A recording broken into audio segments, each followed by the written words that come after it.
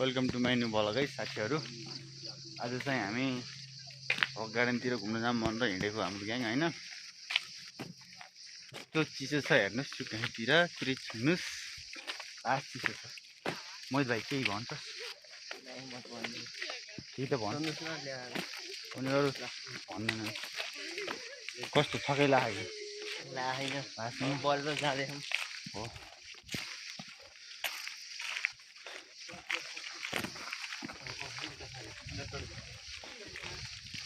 हाम्रो घरबाट हिँडेको चाहिँ 5-7 मिनट भयो होला लगभग।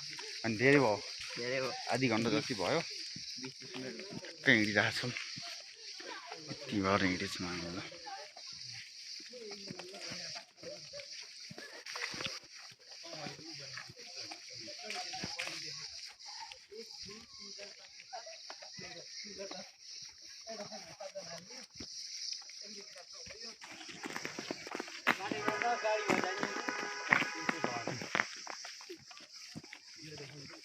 उसलाई मैले खतरा सिन देखाइदिन्छु है, जानु।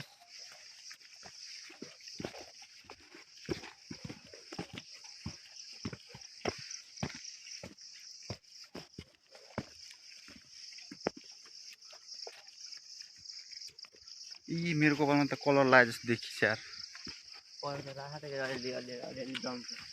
सिन हेर्नु, खतरा सिन देखिन्छ यहाँबाट।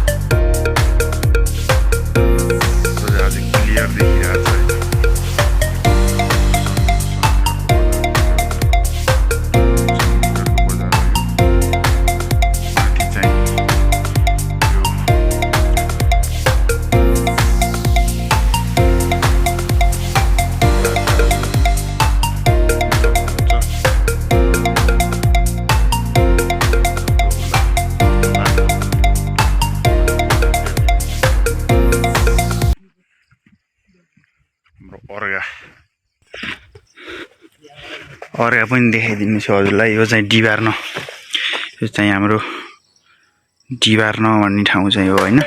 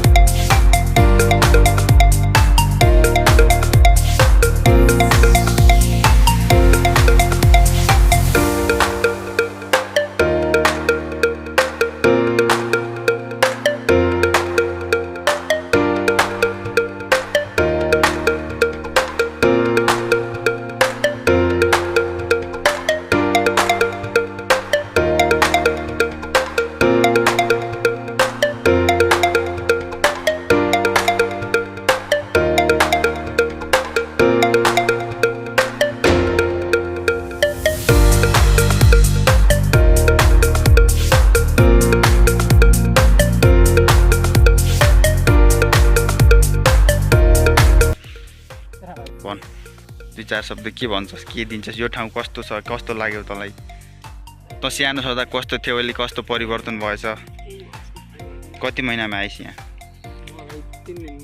3 दिनमा हो आइरह त्यस फेरि त्यसो भए 3 दिनै आउँथिस्। बाख्रा चराउने ठाउँ हाम्रो होइन, बाख्रा चराउने ठाउँ पनि यस्तो राम्रो छ अहिले। चण्डीगढको बजार पनि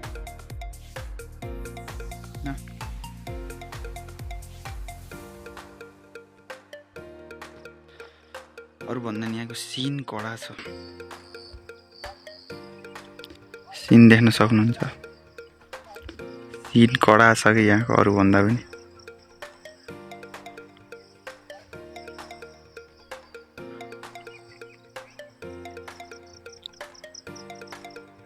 गाइस होइन यो चाहिँ जग्गा र फोटा खिचेर आइयो होइन। अब चाहिँ यहाँ वरिपरि पनि हजुरलाई हिमाल देखिरहेछ, देख्नुभयो होला पक्कै पनि। हिमालको सिन आज चाहिँ कडा, हामी ठिक समयमा आज चाहिँ यता जे होस् पछि आउँदा चाहिँ यहाँ पुरा कुहिरो लाएर केही देखिन्थेन, आज चाहिँ सिन कडा देखिरहेछ होइन। हलको चाहिँ अन्त्यमा आइसकेको छु म होइन। सिनले चाहिँ लोभ्याइरहेको छ कि यहाँबाट छोडेर नजाम जस्तो लागिरहेको छ, यस्तो राम्रो सिन छ नि आज।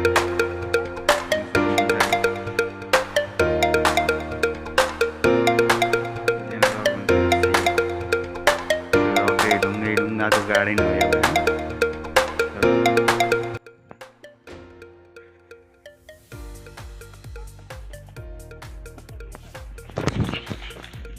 यहाँ छैन रुख मुला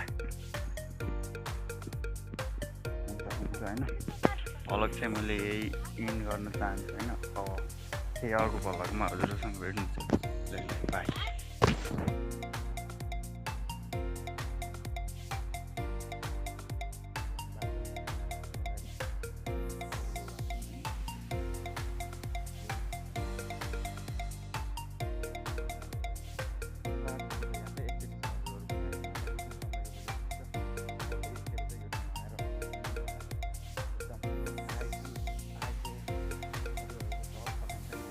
यस्तो सुन्दर दृश्य रमणीय ठाउँले चाहिँ मेटाइदिन्छ होइन।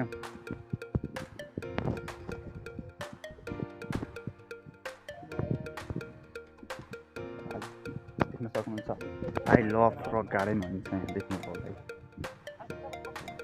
आई लभ रक गार्डन, तर देख्नुभएको छ सिन बादल पनि खतरा देखिरहेछ होइन।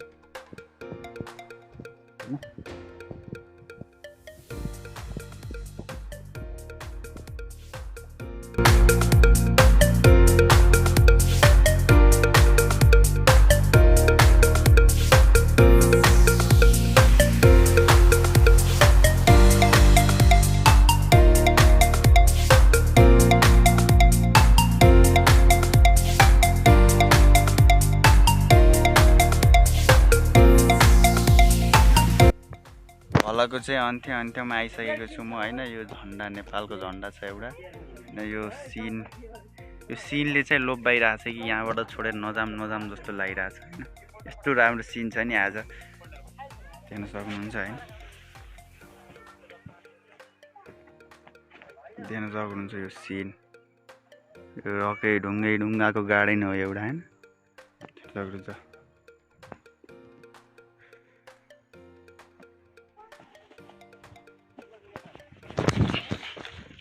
यहाँ छैन रुख मुला हुन्छ होइन। अलग चाहिँ मैले यही इन गर्न चाहन्छु होइन। अब फेरि अर्को भलकमा हजुरहरूसँग भेट्नु छ, बाई।